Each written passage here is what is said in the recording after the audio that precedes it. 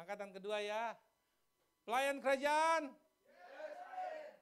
Angkatan 1 dan 2, pelayan kerajaan. Yes, I am. Jemaat Tuhan, warga kerajaan sorga. Yes. Yang warga kerajaan sorga, yes I am, berarti mau jadi pelayan kerajaan sorga. Amin. Kita percaya bahwa Tuhan menghendaki demikian. Kita adalah orang-orang yang Tuhan kehendaki bukan menjadi penonton, bukan menjadi sekedar jemaat yang tidak tahu apa-apa, tetapi Tuhan menghendaki bahwa jadikan semua bangsa muridku. Amin. Kalau kita menjadi murid, artinya kita akan menjadi orang-orang yang memuridkan. Amin. Warga kerajaan sorga. Nah, Tuhan kasih pesan kebenaran firman Tuhan hari ini dengan tema From Natural to Supranatural. Hari ini kita akan belajar membicarakan tentang, bukan tentang makhluk lain, tetapi kita sedang belajar tentang diri kita sendiri. Ini pesan Tuhan buat kita semua. Ada suatu keahlian, ada suatu hal yang besar yang Tuhan sudah siapkan di dalam diri kita sebenarnya. Namun apakah kita mau mengambilnya, mempraktekannya dalam kehidupan kita. Amin. Dan Tuhan mau, ini adalah bagian dari rencana Tuhan. Ini adalah bagian dari rancangan Tuhan yang Tuhan mau supaya kita sama-sama mempraktekkan. Ada satu kebenaran firman Tuhan yang mendasari tentang kebenaran ini. Yaitu 2 Korintus 4 ayat 16. Ini adalah seorang yang pernah memperagakan apa yang Tuhan sudah setting dalam hidupnya. Seorang itu adalah yang bernama Paulus. Dan kita sama-sama kalau Paulus dulu mempraktekkan, memperagakan model kehidupan natural, from natural to supranatural, dan kita akan memperagakan seperti Paulus memperagakan. Karena kalau kita bisa memperagakan, mempraktekkan dalam kehidupan kita, kita adalah orang-orang yang punya mentalitas pemenang.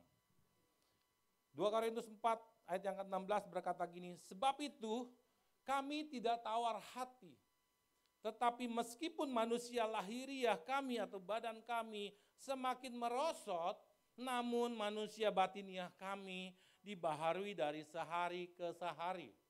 Amin. Di sini berkata bahwa manusia batiniah kami dibaharui dari,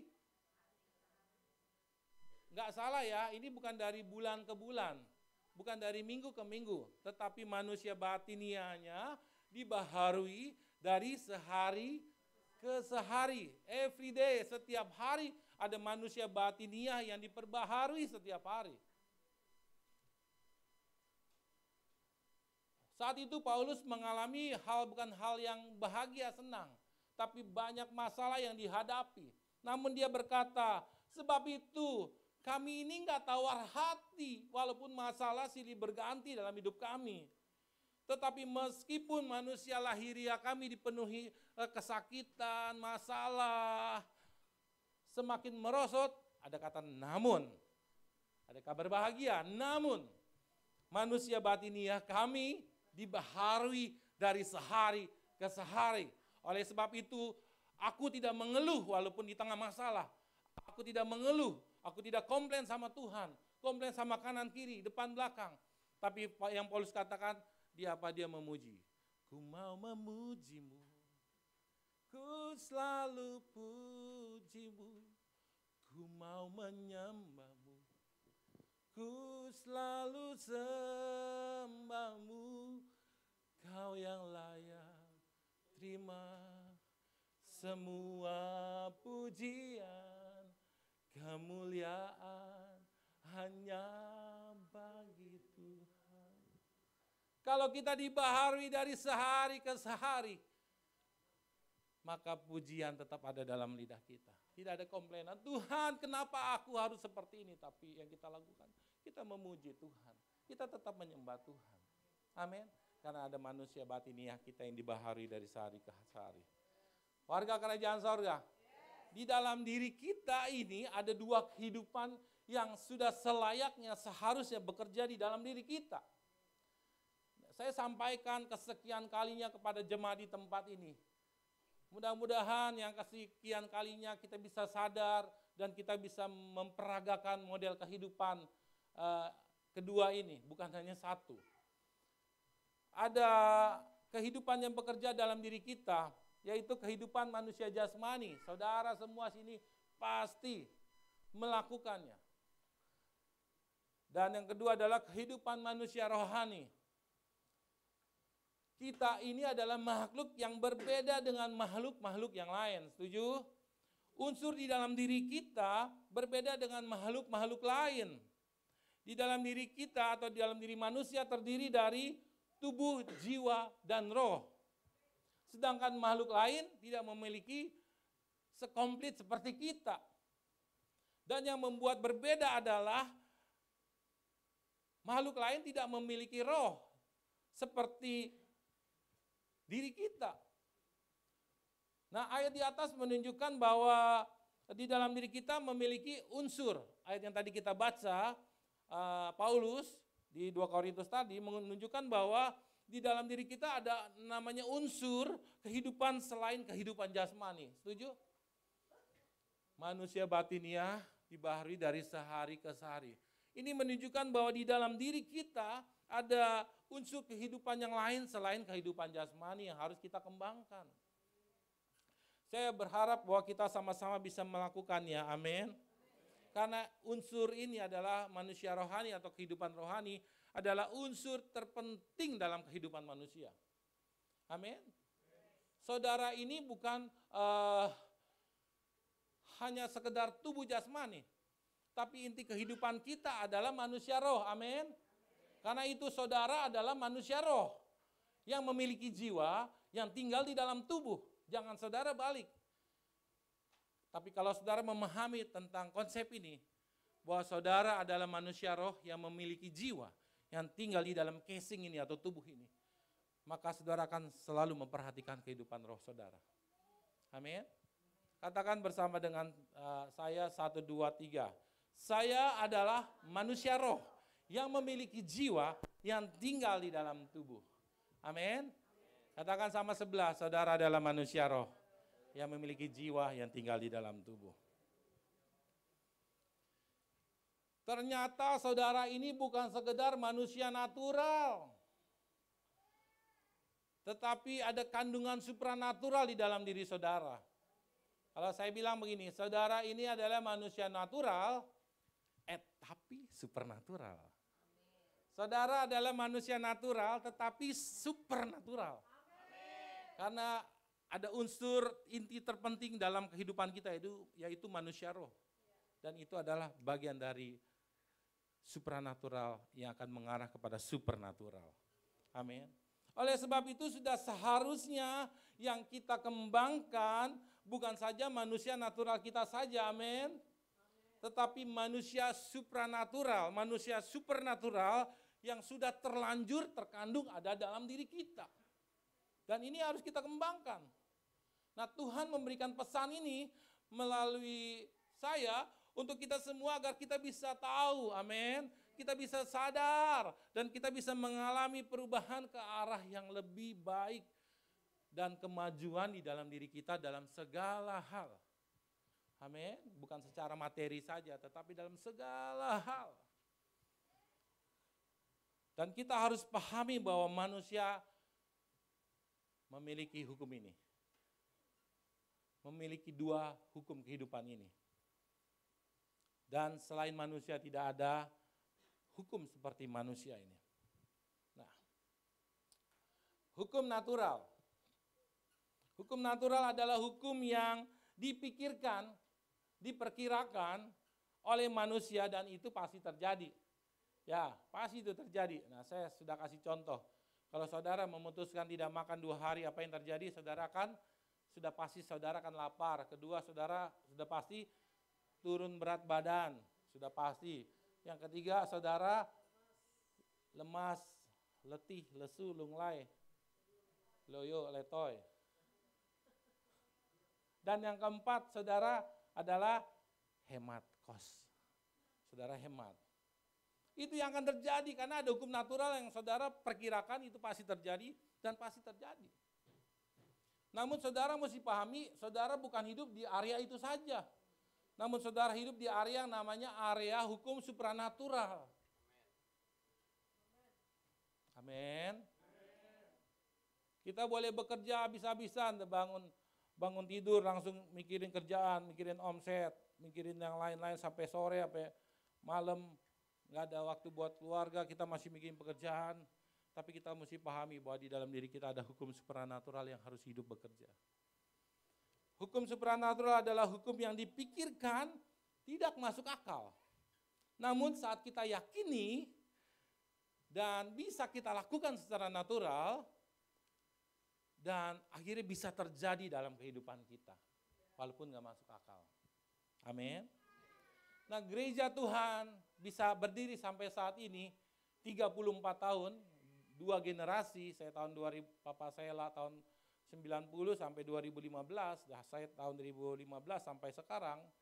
Nah, ini bukan karena hukum natural, tetapi karena hukum supranatural yang terus setia, tekun, konsisten di tempat ini. Amin. Gereja tempat ini mengalami pertumbuhan secara kualitas dan kuantitas. Kita sudah mengalami renovasi 3 kali, 3 atau 4 kali. Dan tidak masuk akal. Tapi Tuhan bisa cukupi, amin. Karena ada hukum supranatural yang diberlakukan di gereja Tuhan tempat ini. Amin. Kita bisa dalam 3 bulan bangun 250 juta. Lalu kita 3 bulan cuman pendapatan berapa? 20-30 juta. Tapi bisa terjadi tanpa utang. Bukankah itu hanya hukum natural atau ikut campur hukum supranatural? Ada hukum supranatural yang diberlakukan. Dan saya percaya bahwa kalau dalam hidup kita berlakukan ini, maka yang tidak mungkin menjadi mungkin. Amin. Yang tidak mungkin, jadi mungkin. Yang tidak mungkin, jadi mungkin. Yang tidak pernah kita pikirkan, itu yang Tuhan. Amin. Yang tak mungkin bagiku, semua mungkin bagimu.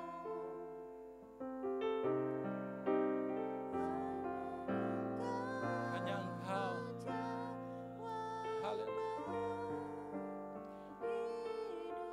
Sekali lagi, yang tak mungkin bagiku, itu mungkin bagi Tuhan. Yang tak pernah kulihat, amin. Dan tak pernah kupikirkan,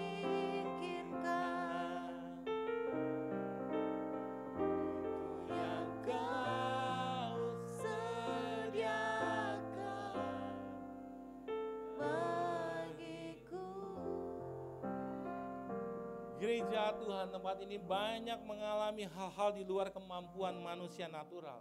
Namun saat kita percaya dan melakukan apa yang kita bisa atas dasar firman Tuhan, maka Ia akan menciptakan mujizat di gereja Tuhan dan di dalam kehidupan kita. Dan gereja Tuhan ini adalah satu-satunya wadah yang memperkenalkan kita dan selalu berusaha membawa jemaat-jemaat Tuhan di tempat ini untuk bisa hidup dalam inti kehidupan, yaitu kehidupan rohani. Amin. Sehingga hukum berkat supranatural diberlakukan dalam kehidupan kita. Amin. Nah, sekarang kita sama-sama mau belajar kehidupan natural yang mengandung hukum supranatural.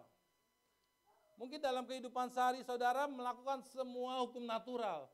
Tapi hari ini saudara akan diberitahu bagaimana saudara bisa melakukan hukum natural. Ada 4 aktivitas hukum natural yang tergandung di dalamnya ada hukum supranatural. Kita akan belajar sama-sama dan kita akan belajar melakukan sama-sama. Dan ini yang saya terapkan dalam kehidupan saya dan keluarga keempat bagian ini. Yang pertama adalah menerima firman Tuhan. Dalam kehidupan kita banyak sekali aktivitas natural, setuju? Yang setiap hari kita lakukan. Namun jika kita lakukan aktivitas natural, tanpa kita pahami bahwa sebenarnya di dalam aktivitas natural ini, keseharian kita, ada kandungan supranatural di dalamnya yang bisa menciptakan mujizat di luar kemampuan natural kita. Jangan sampai kita melakukan aktivitas natural setiap hari tanpa membungkus dengan hal supranatural di dalam aktivitas natural itu. Nah, kita sama-sama mau belajar ini supaya aktivitas natural kita tidak sia-sia. Amin. Oleh karena itu, saya mau sampaikan bahwa tugas gerejalah yang wajib melengkapi cara hidup kita, agar kita lengkap sudah bahwa manusia seharusnya hidup di dua alam. Wah, alam natural dan alam supranatural. Atau yang gereja sebut, gereja akan melengkapi saudara dengan hidup secara jasmani dan hidup secara rohani. Walau masalah silih berganti. Yang pertama adalah menerima firman Tuhan. Firman Tuhan berkata, segala tulisan yang diilhamkan Allah memang bermanfaat untuk mengajar, untuk menyatakan kesalahan, untuk memperbaiki kelakuan, dan untuk mendidik orang dalam kebenaran. Dan Tuhan Yesus sendiri berkata gini, manusia hidup bukan dari roti saja, bukan dari hamburger, bukan dari kebab. Tergantung siapa yang mengatakan kan, kebab atau kebab. Manusia hidup bukan dari roti saja, tetapi dari setiap firman yang keluar dari mulut Allah. Berapa lama kita menjadi seorang Kristen? 5 tahun, 10 tahun, 15, 20. Tahukah saudara bahwa dalam kekristenan kita, saudara ini membutuhkan firman Tuhan bukan hanya untuk sekedar dibaca saja. Melainkan firman Tuhan harus menjadi cerminan dan makanan rohani di dalam kehidupan kita. Coba kita cek and recheck peristiwa kita menjadi orang Kristen. Bagaimana dengan ketertarikan kita kepada firman Tuhan waktu itu? Dan mari juga kita lihat ketertarikan kita akan firman Tuhan saat ini. Apakah masih ada ketertarikan kita akan firman Tuhan setiap hari? Atau justru kita tidak tertarik kepada firman Tuhan?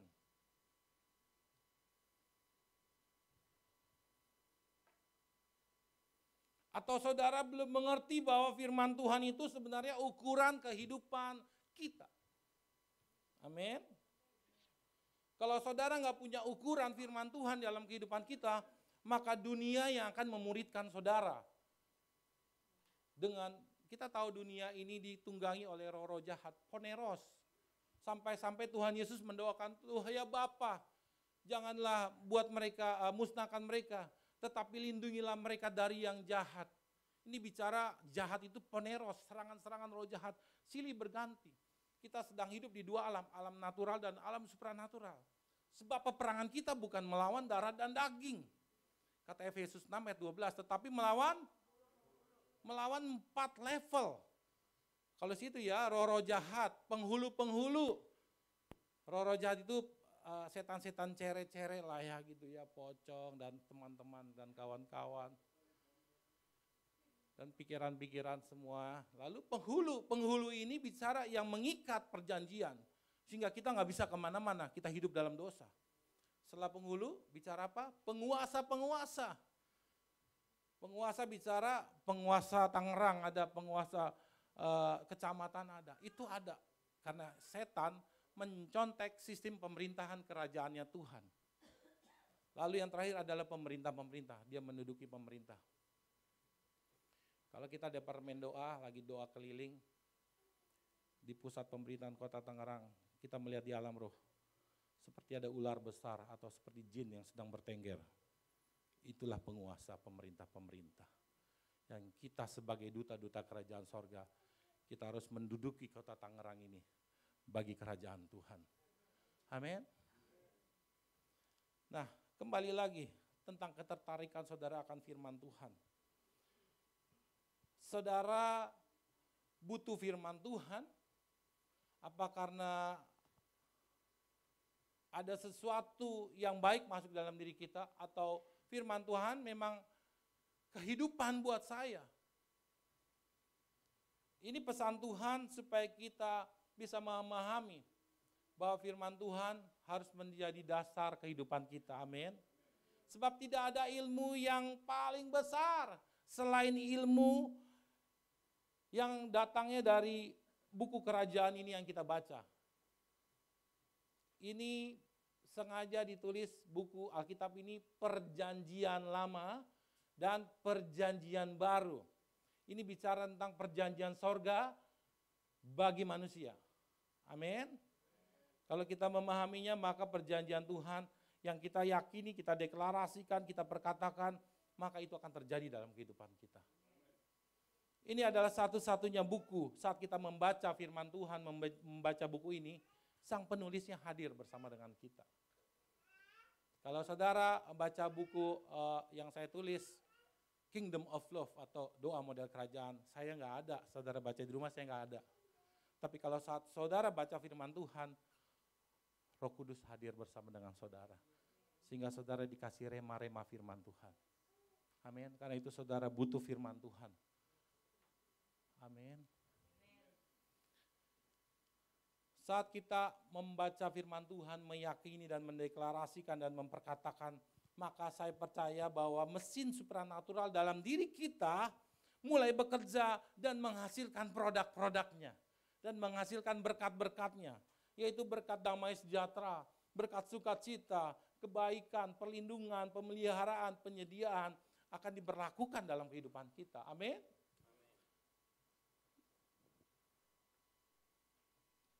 Dan berkat yang kita terima karena kita mendeklarasikan, membaca firman Tuhan, ini nggak dibatasi dengan kekuasaan dunia. Artinya saat kita mengalami masalah, kita akan tetap mengalami damai sejahtera.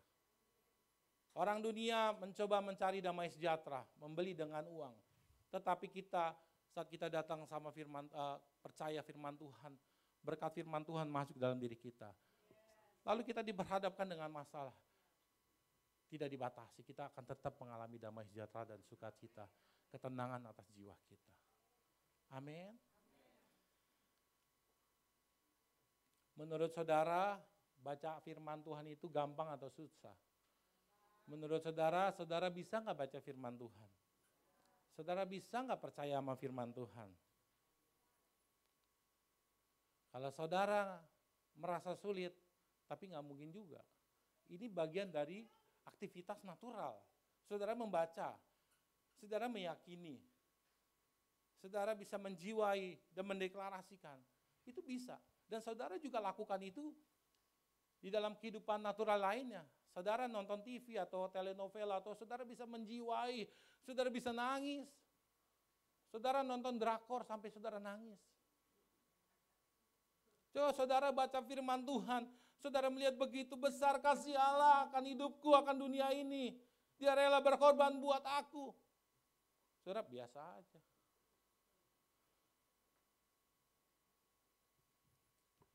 Kita mesti aktifkan kehidupan firman Tuhan dalam diri kita. Amin.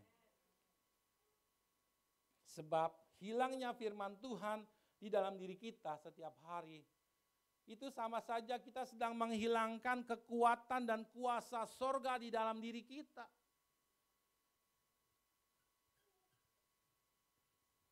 Kalau pagi saya bangun, saya agak kesiangan begitu ya, saya langsung naik motor, saya ke kantor ya. Di jalan saya nggak mau kehilangan firman Tuhan. Saya deklarasikan Mazmur 91 waktu saya di motor atau di mobil. Saya deklarasikan Mazmur 23. Saya berkomunikasi sama Roh Kudus. Roh Kudus, penuhi aku Roh Kudus hari ini. Aku serahkan tubuh, jiwa, dan rohku. Aku serahkan pikiranku, perasaanku, dan seluruh keinginanku dalam aktivitas hari ini. Bekerjalah dalam hidupku hari ini. Jadi tidak ada kata alasan sibuk.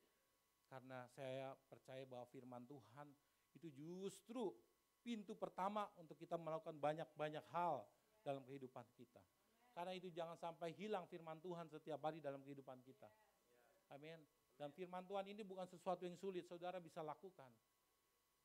Amin. Betul? Betul? Kalau saudara tidak punya firman Tuhan, jujur saudara tidak akan pernah bisa berbuat apa-apa di bumi ini. Siapalah kita ini tanpa firman Tuhan? Firman Tuhan berkata, akulah pokok anggur dan kamu sarang-sarangnya. Siapa yang tetap bersatu dengan aku dan aku dengan dia, maka akan berbuah lebat. Karena tanpa aku kamu tidak dapat berbuat apa-apa. Warga kerajaan sorga, yuk kita buat ukuran sama-sama di dalam diri kita. Jangan lagi kita pakai ukuran dunia. Yuk saya mau ajak saudara punya ukuran bahwa harus ada firman Tuhan sebelum kita melakukan aktivitas. Harus ada ukuran, ada firman Tuhan setiap hari dalam kehidupan kita. Karena itulah yang membuat kita bisa berhasil dan beruntung. Amin. Karena itulah yang membuat kita mengalami kemenangan demi kemenangan. Amin. Ingat waktu Tuhan Yesus dicobai di padang gurun, menurut saudara Tuhan Yesus bisa menang dengan apa? Dengan senjata, dengan Bapa tolong aku Bapa. Tuhan Yesus bisa menang cuman berkata, ada tertulis. Selama 3 kali. Ada tertulis. Ada tertulis. Kalau firman Tuhan ada dalam hidup kita, maka kemenangan demi kemenangan, kemenangan demi kemenangan akan menjadi bagian kita semua, amin. Kalau Tuhan sudah membuka, tidak ada yang bisa menutup. Kalau Tuhan yang menutup, tidak ada yang bisa membuka. Sebab ukuran yang kamu pakai setiap hari akan diukur dalam kehidupanmu setiap hari. Amin. Kalau kita sudah punya ukuran dalam diri kita, maka saya mau katakan bahwa kita akan mengalami keberhasilan dan keberuntungan. Tapi kalau kita tidak punya ukuran firman Tuhan setiap hari dalam diri kita, saya mau sampai katakan bahwa ini akan membahayakan diri kita sendiri. Kita tahu bersama bahwa kehidupan di dunia ini banyak masalah silih berganti. Belum selesai udah ngantri mau datang sama kita. Hal-hal negatif ada di sekeliling kita. Dan dilemparkan bertubi-tubi sama kita. Serangan gak akan henti-henti, berusaha merusak hidup kita. Karena ini pekerjaan iblis, dia merusak pikiran kita, merusak jiwa kita, supaya kita gak bisa melakukan pekerjaan bagi kerajaannya dengan maksimal. Efesus 2 ayat 8 bahwa Tuhan ini menciptakan kita sebelumnya untuk melakukan pekerjaan. Ada work, ya ada pekerjaan sorga yang harus kita lakukan di bumi ini. Karena itu kita mesti sehat secara jasmani dan sehat secara rohani dengan menerima firman Tuhan. Amin. Karena itu dengan kondisi yang tidak aman di dunia ini, kita harus, amin. Kita harus sadar bahwa kita perlu mengetahui, kita perlu merenungkan, kita perlu meyakini dan memperkatakan firman Tuhan di dalam kehidupan kita dari sehari ke sehari. Pilihannya ada 2, saudara mau jadi korban atau mau menjadi pemenang. Kalau saudara nggak punya firman Tuhan, saudara akan menjadi korban serangan-serangan iblis di dunia yang jahat ini. Tapi kalau saudara punya firman Tuhan, saudara ditakdirkan untuk menjadi seorang pemenang. Amin. Karena Tuhan sudah mentakdirkan kita menjadi seorang pemenang. Karena itu kita harus punya ukuran pemenang, yaitu firman Tuhan. Amin. Jadi kita mau apa? Mau jadi korban atau pemenang?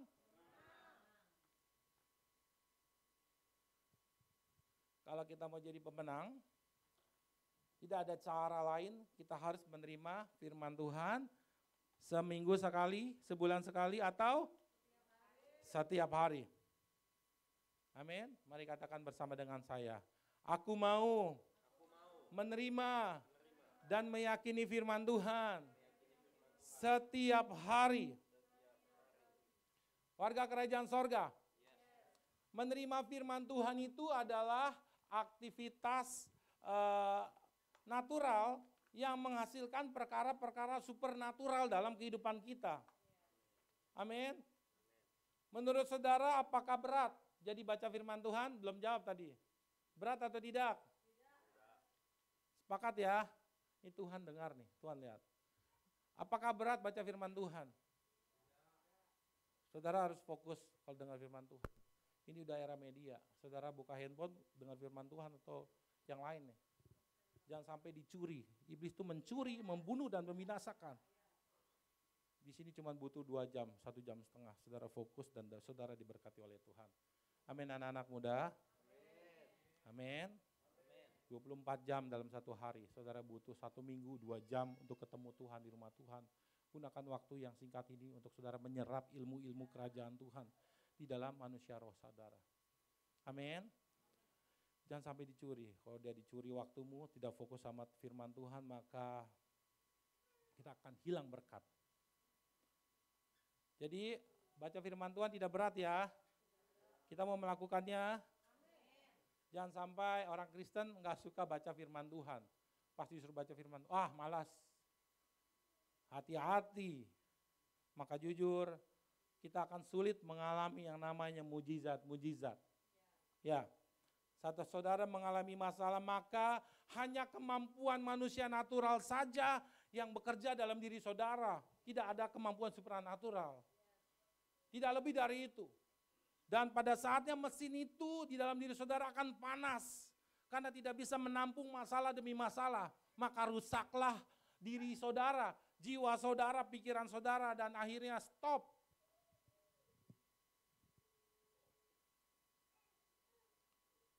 Karena itu firman Tuhan adalah satu-satunya, amin. Ukuran standar untuk kita menjadi pemenang di arena pertandingan dunia ini. Ini yang pertama. Yang kedua adalah mempraktikkan doa. Ini adalah hal yang bisa dilakukan sama kita sebagai manusia natural. Karena itu Tuhan mengingatkan supaya kita lakukan ini.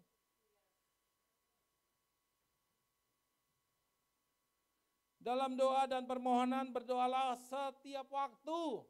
Waduh, ini lebih bahaya lagi ya kalau kita nggak lakukan setiap waktu. Di dalam roh, dan berjaga-jagalah di dalam doamu itu dengan permohonan yang tak putus-putusnya untuk segala orang kudus.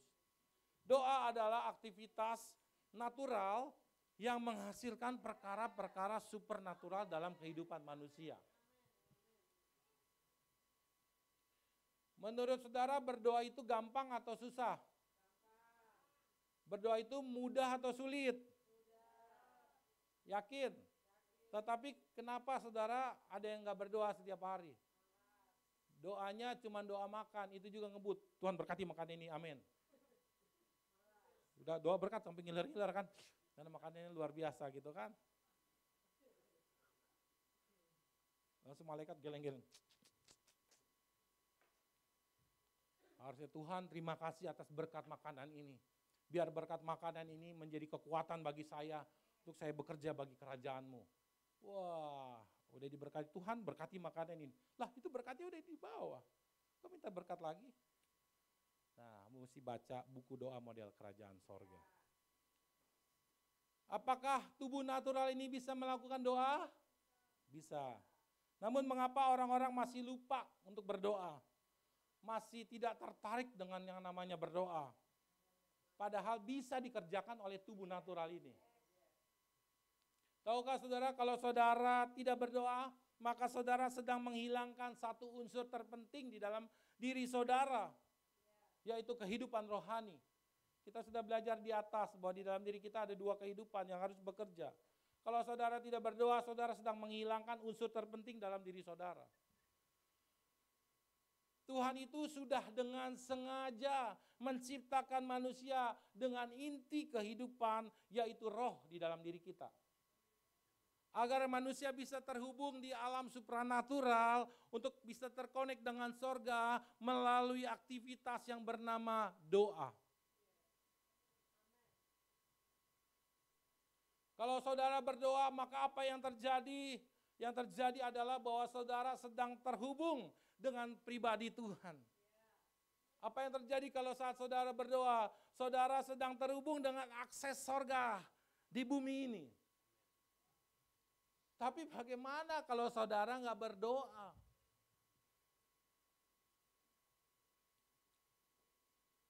Saudara pikir saudara hanya bisa mengharapkan terhubung dengan orang tua saudara. Menurut saudara, memang saudara bisa hanya terhubung dengan akses berkat-berkat yang ada dalam orang tua kita. Saat waktunya saudara akan terpisah. Ada pertemuan, ada perpisahan. Dan saudara harus memikirkan bagian ini tentang doa. Karena doa terhubung dengan Tuhan. Tuhan adalah orang tua kita, Bapa kita yang tidak pernah meninggalkan kita. Amin.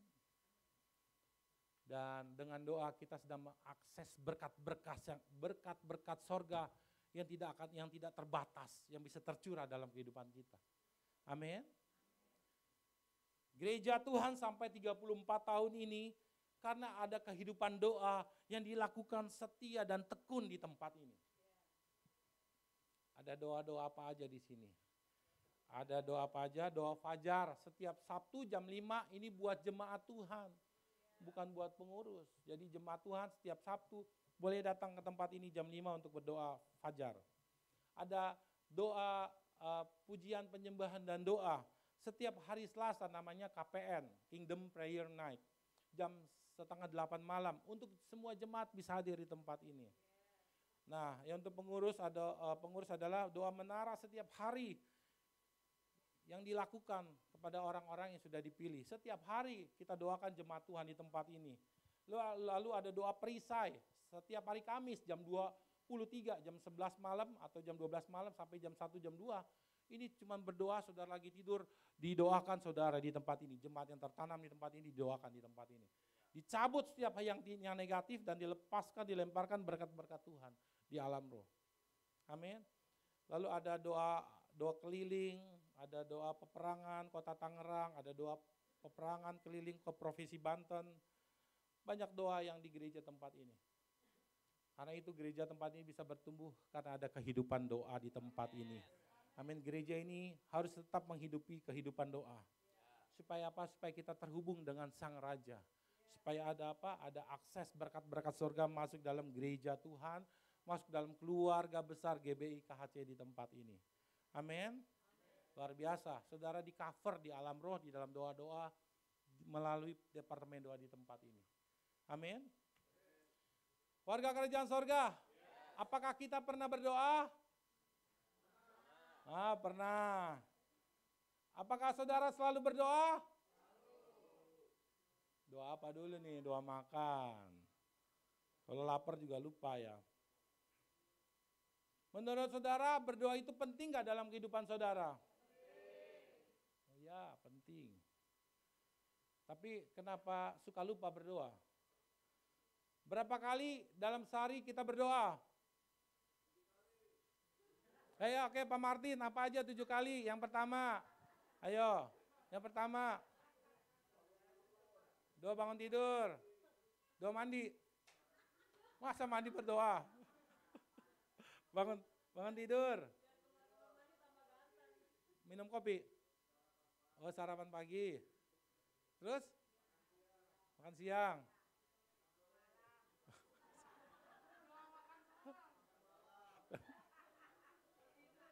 Terus? Tidur. Terus? Satu lagi? 6 loh, baru 6. Kebanyakan doa makan loh daripada doa terkonek sama Tuhan, doa pribadi. Saudara tahu bahwa kita hidup di berbagai banyak aktivitas. Seperti Petrus juga saat menjala ikan. Namun apa yang dilakukan Petrus saat Tuhan datang? Padahal secara natural Petrus adalah orang yang sangat ahli dibilang menjadi penjala, nelayan di bidangnya. Sama seperti kita, mungkin kita berkata Tuhan, ini saya emang bidangnya spesialisnya, saya ngerti. Tapi apa yang dilakukan Petrus saat Tuhan berkata bagaimana?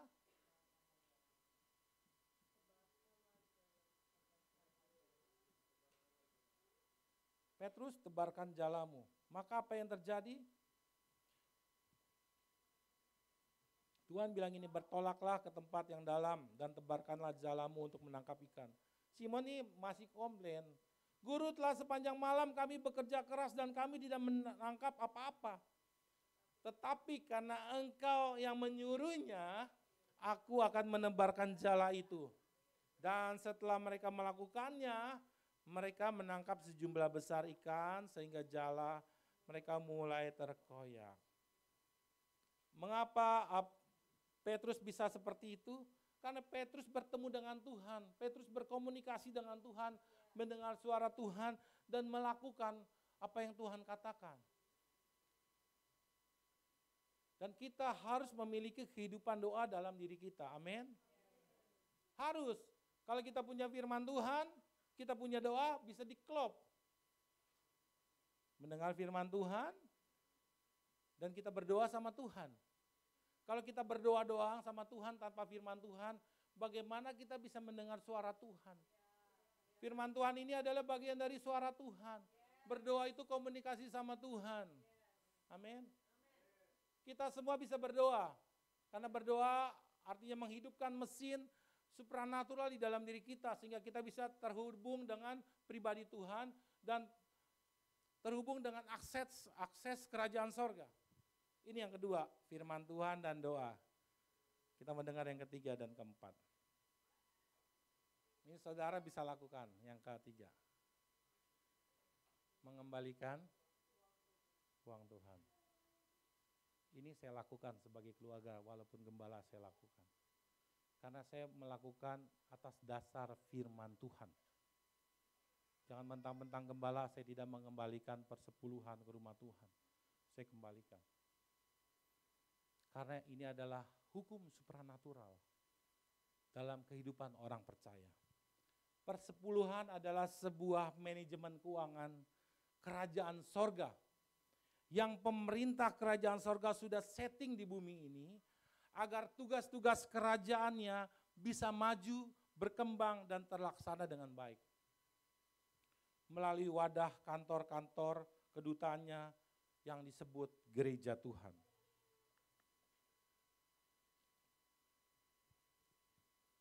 Malikiya 3:10 berkata gini.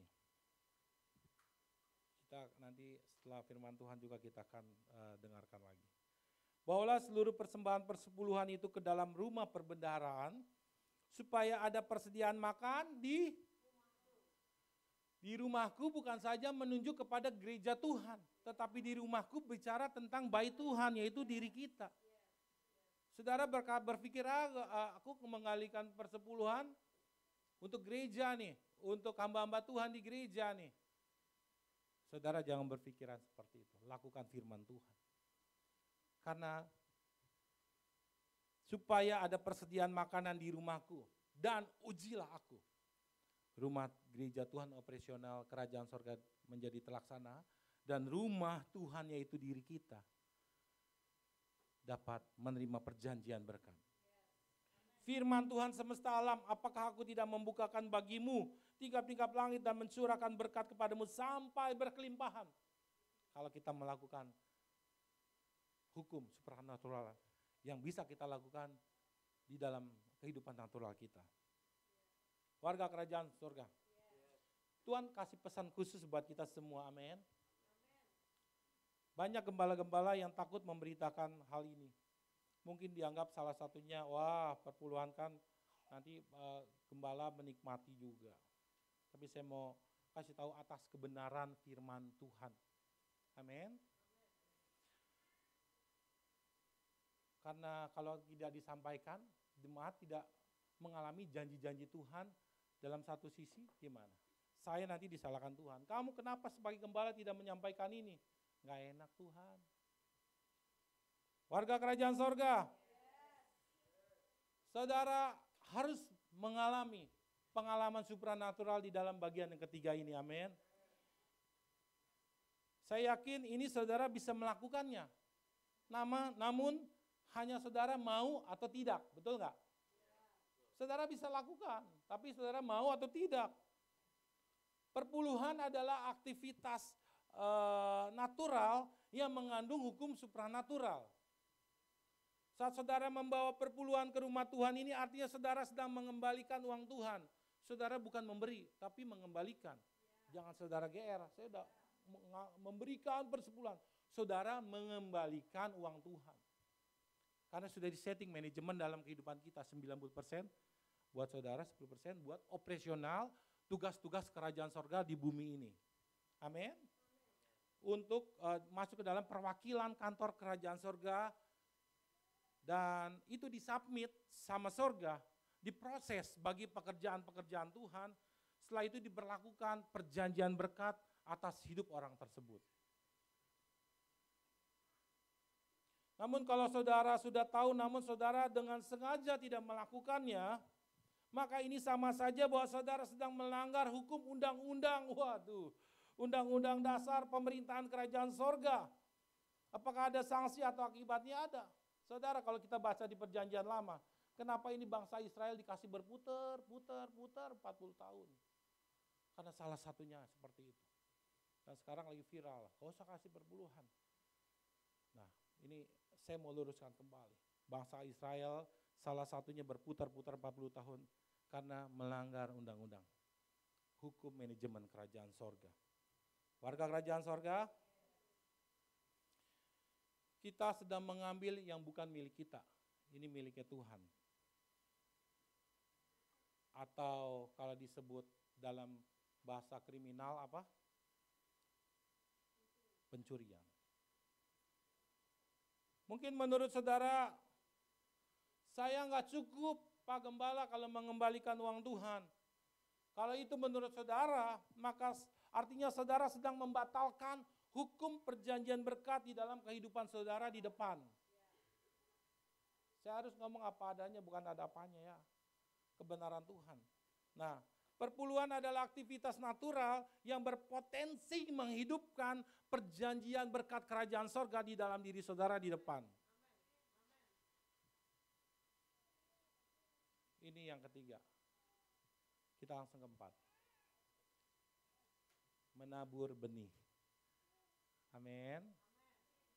Yang ketiga saudara bisa lakukan, amin. Tinggal saudara mau atau tidak. Saudara memperlakukan hukum perjanjian berkat di depan atau tidak. Yang keempat adalah menabur benih. Ini yang dilakukan oleh Ishak. Waktu itu adalah keadaan yang tidak baik, penuh kelaparan. Namun justru ini adalah lahan yang subur bagi Ishak. Lalu Ishak menabur di dalam Kejadian 26 ayat yang ke-12. Maka menaburlah Ishak di tanah itu. Dan dalam tahun itu juga ia mendapat hasil 100 kali lipat. Sebab ia diberkati Tuhan. Saat saudara menabur bukan berarti saudara dapat langsung berkat tiba-tiba. Enak kalau begitu. Tetapi saat saudara menabur benih, saudara sedang menaruh benih. Untuk supaya dia benihnya bertumbuh menjadi tumbuhan dan menghasilkan buah yang banyak. Itulah yang disebut pelipat gandaan mujizat terjadi dalam kehidupan saudara. Menabur adalah aktivitas natural yang bisa dilakukan namun mengandung hukum pelipat gandaan mujizat. Gereja Tuhan di sini ada namanya Departemen Diakonia yang bertugas untuk memikirkan bagaimana keuangan diakonia yang sudah ditabur oleh jemaat-jemaat Tuhan harus dilepaskan. Jangan sampai didiemin selama 3 bulan, 6 bulan. Kalau saya pas kita rapat kerja setiap bulan, diakonia harus lepas taburan, entah membagikan makanan ke yang membutuhkan atau kemana, harus dilepaskan. Karena ini benih yang jemaat punya. Kalau nggak dilepaskan, bagaimana dia bertumbuh dan menghasilkan pelipat gandaan mujizat. Nah, Departemen Diakonia di sini bertanggung jawab memikirkan bagaimana benih ini bisa ditabur. Gereja ini bisa menabur benih. Kalau gereja tidak menabur, bagaimana gereja ini bisa mendapatkan pelipat gandaan mujizat. Apalagi kita membeli rumah yang di sebelah ini. Amin. Warga kerajaan sorga. Di dalam hidup kita, sorga sudah memberlakukan hukum menabur benih untuk kebaikan kita, bukan untuk kita menderita, bukan ya. Namun masih belum banyak orang mengerti akan hukum supranatural ini. Sehingga yang mereka alami adalah hidup dengan pas-pasan dan kekurangan. Bukan secara materi aja ya, tetapi secara perasaan, secara sikap, secara hati, pas-pasan. Mudah mengeluh. Nah, hukum menabur ini hasilnya tidak bisa dilihat saat kita menabur. Namun hasilnya adalah nanti saat benih itu dilepaskan, maka akan bertumbuh dan menghasilkan buah yang banyak. Itulah yang disebut pelipat gandaan mujizat dalam kehidupan kita. Amin. Tuhan mau kita mengalami pelipat gandaan mujizat ini. Amin. Tuhan mau kita mengalami pelipat gandaan mujizat ini. Saudara nggak mau ya? Apa karena saudara nggak mau nabur? Saudara aminnya lebih besar dibanding saudara. Apakah saudara mau menabur benih? Mesti seimbang. Apakah saudara mau mengalami pelipat gandaan mujizat? Wah, lebih kencang pelipat gandaan mujizat. Ya nggak apa-apa. Tapi harus itu korban, mesbah. Amin. Pelayan kerajaan. Tuhan mau kita semua mengalami pelipat gandaan mujizat. Amin. Nah, pelipat gandaan mujizat itu dibagi dua. Pelipat gandaan mujizat secara berkat jasmani dan secara berkat rohani. Artinya kita sedang menginvestasikan stok berkat yang ada di depan kita.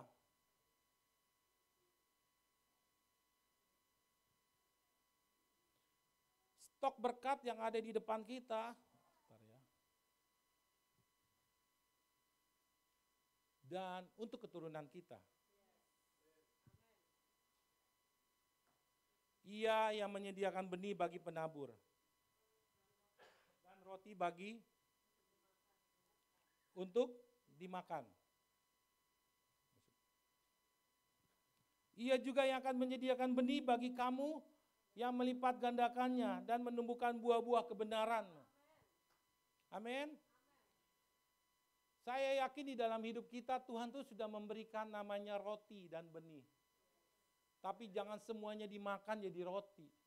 Kalau roti dimakan bagus, kalau benih dimakan itu tidak bagus. Tumbuh dalam kita. Ya, kalau saya bilang dalam penghasilan kita keluarga harus ada benih yang masuk bagi orang-orang di sekeliling kita. Atau kalau kita bingung taruh aja di diakonia yang bertanggung jawab untuk menabur benih di mana diperlukan. Dan saya percaya apa yang kita tabur bagi ruangan GG di lantai 2 itu akan mengandung hukum berkat pelipat gandaan mujizat. Amin. Warga kerajaan sorga. Nah, saat ini kita sudah di penghujung firman Tuhan. Sudah berapa lama kita berada di gereja ini? Apakah kita sudah melakukan keempat bagian ini? Apakah kita sudah mengerti mengenai keempat aktivitas natural yang mengandung hukum supranatural? Dan kita akan melihat ada rancangan Tuhan yang besar dalam kehidupan kita. Jika mudah, mari kita sama-sama melakukannya dengan sungguh-sungguh. Amin. Apa yang